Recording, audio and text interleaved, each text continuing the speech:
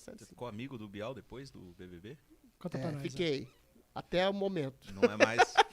Não, essa dicotomia, se vocês quiserem entrar depois nisso, o Bial falou, não sou eu que falou que foi o único amigo que ele fez na história do BBB. Que legal. Ele me procurou e a gente trocava figurinha, trocava, enfim, afeto, trocava poesia, dica de leitura de filme, apontamento sobre situação política, social do país. Mas aí depois que eventualmente eu entrei na Jovem Pan, eu tive umas opiniões mais assertivas sobre determinados assuntos. E aí ele acho que ele não gostou muito, mas ele nunca brigou comigo.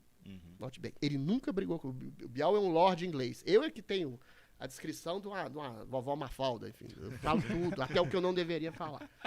Mas aí ele se afastou, falou, seu presidente é um genocida. Eu falei, Bial, desculpa, essa narrativa eu não aceito e acho uma bobagem. Mas a gente nunca brigou. Ele se afastou, ele é tão lorde que ele não me bloqueou. Ele vê todas as coisas. De vez em quando eu mando uma coisa só de sacanagem pra ele, assim. Um poema, uma coisa assim. Ele escreveu a orelha do meu último livro, inclusive. Mas ele se afastou. Eu acho que talvez é um momento dele. Essa coisa da polaridade política, né? E ele é da Globo também, né? É da Globo, tal. Hoje em não dia... sei, mas eu acho que ele tem autonomia pra pensar por si mesmo. Mas eu acho que ele pensa o que ele pensa mesmo. Eu respeito e não jogo a criança com a água suja da bacia. A gente tem divergências pontuais. Eu adoraria continuar falando com ele como eu falava, de maneira até crônica, mas ele quis dar uma afastada pelas razões dele, eu respeito, mas eu gosto muito dele, é uma pessoa extremamente culta, inteligente, sensível, generosa, só tenho coisas boas a dizer dele até hoje. Depois você entrou para a Jovem Pan, que você estava com seu posicionamento mais firme, político, você começou a expressar ele mais. Muitas pessoas se afastaram de você? Não, quer dizer, não necessariamente. Olha, porque eu morava em BH, Belo Horizonte. Você é mineiro, né? De Belo Horizonte mesmo. Sim, sou mineiro de BH. Nasci numa cidadezinha chamada Campos Gerais, é uma longa história. Meu avô era candidato a prefeito, e aí forçou minha mãe, que morava aqui em São Paulo, que era casada com meu pai, a votar nele lá, em trabalho de parto. Eu nasci, ele perdeu a eleição. Nasci sob a égide da derrota. Mas eu fui criado, aí meus pais se separaram. Ficaram muito pouco tempo casados, em 2 anos se separaram. Vim pra Belo Horizonte, fui pra Belo Horizonte, era pra morar aqui desde o início. E aí fui criado por vó e tias, tive idiosincrasias claras, como vocês podem perceber.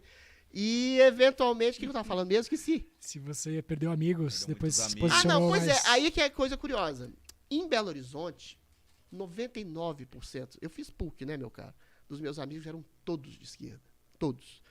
E sempre me olhavam como um cara exótico. Eu nunca me coloquei como de direita. Nem me coloco ainda. Isso aqui é engraçado. Ninguém acredita. Nem como conservador. Eu acho que o conservadorismo é um princípio a ser alcançado. Liberalista, talvez. Liberal. Eu sou um liberal conservador, mas assim, eu quero ser. Eu vou te explicar o que é.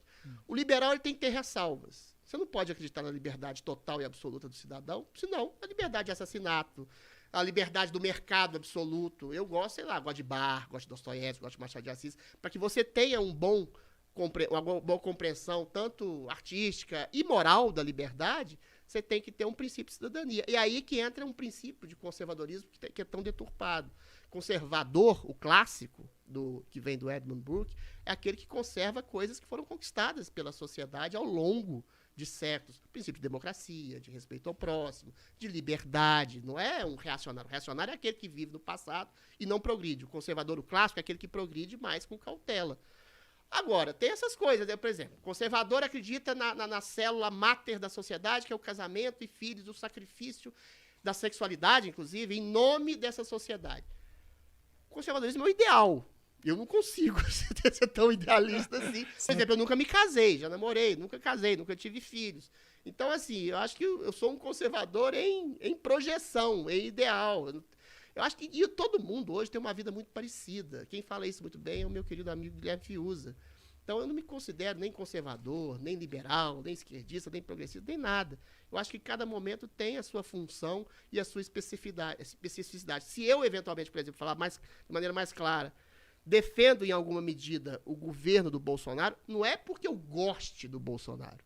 Não é porque eu apoie o governo em todas as medidas. É porque eu acho que se chamar um cara de genocida, assassino, racista, nazista, é um exagero de uma cultura eventualmente, circunstancialmente progressista, que domina o status quo, a sociedade, os meios artísticos, a mídia, etc. Agora, eu tenho mania de ser do contra, exatamente porque eu quero exatamente uma coisa mais democrática e mais liberta, que eu puxo para o outro lado. Aí as pessoas têm uma visão minha, talvez equivocada, que eu seja um radical, que eu nunca fui e não sou. Tanto Então é que eu converso com todas as pessoas, converso com a sua amiga Paulinha, sou amigo do Joel. Agora, a gente tem nossas divergências pontuais e de acordo com as circunstâncias que estão se estabelecendo no país, é claro. Que já